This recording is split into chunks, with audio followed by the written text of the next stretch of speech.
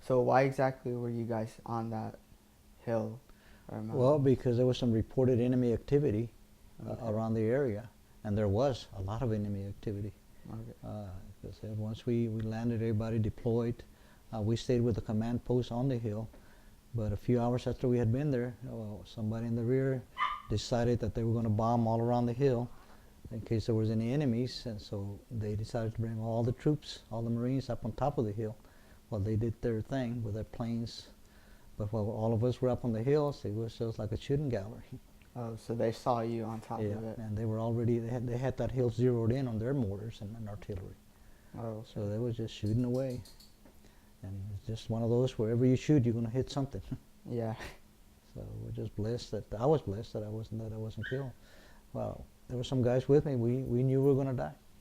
All of us knew we were gonna die. One guy from Louisiana, by the name of Philbin, he started crying because he was gonna die.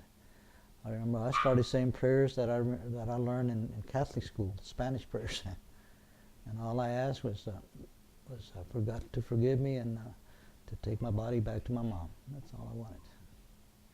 Wow. But fortunately, we lived. So would you say that was probably the scariest moment for you Yeah, to in the me, war? yeah, yeah. Wow. Yeah. And that was like y'all's your final operation. Well, yeah, and I thought that we were we were called by that time we were on a BLT battalion landing team. We were on a hospital ship just cruising up and down the coast, the northern coast of Vietnam, South Vietnam. And whenever there was problems, they would send us out, and this is what happened. And I thought, since I had already been there 12 months, they were just going to keep me on the ship. And I had a lucky Timex watch that the operation right before that, in early September, I took that little watch off and threw it and said, I'm through with this Vietnam. But they said, well, you got one more operation. We're going to this place called LZ Margo. And I felt really bad about it because I didn't have my lucky watch with me. Yeah. So, Wow. And did where when you were in Vietnam, uh, when exactly did you leave? I left October the 5th of 1968. 68. I spent 2 birthdays over there. My birthday's on October the 3rd. So, Wow. So but, you spent 2 years. well, I spent 12 months and 20 days, but I got there September the 16th. So I spent one birthday on October the 3rd, and I didn't leave till October the 5th. Oh. But overall, I'm glad I went.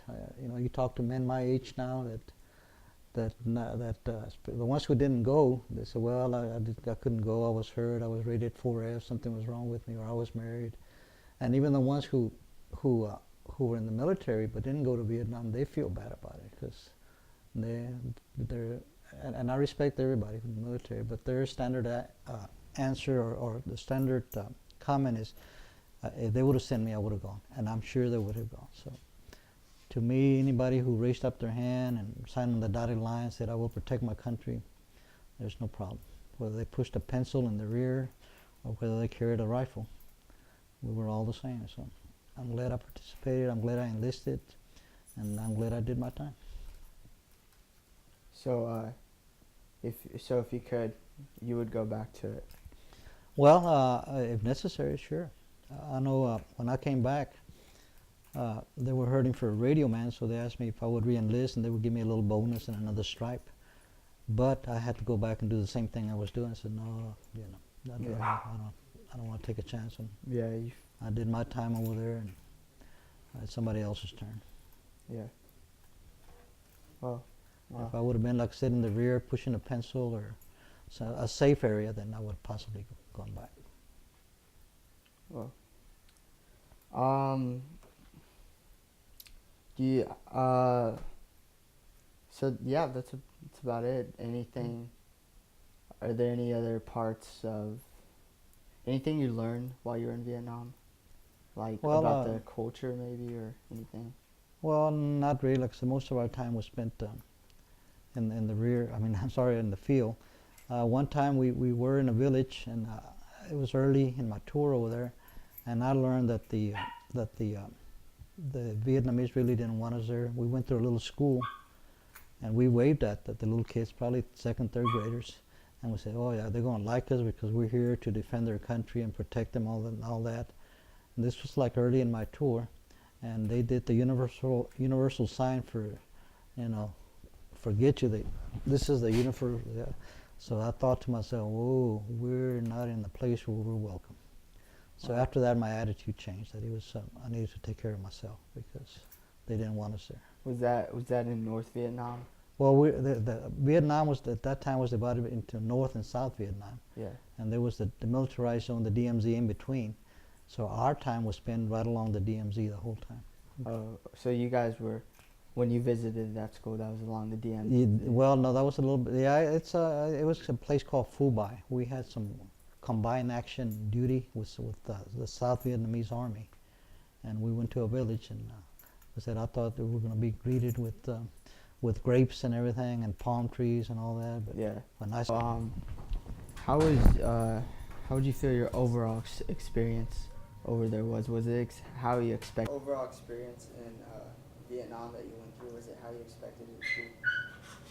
how did I what? Was your like experience in like Vietnam, like what all you went through, was it how you were expecting it to be?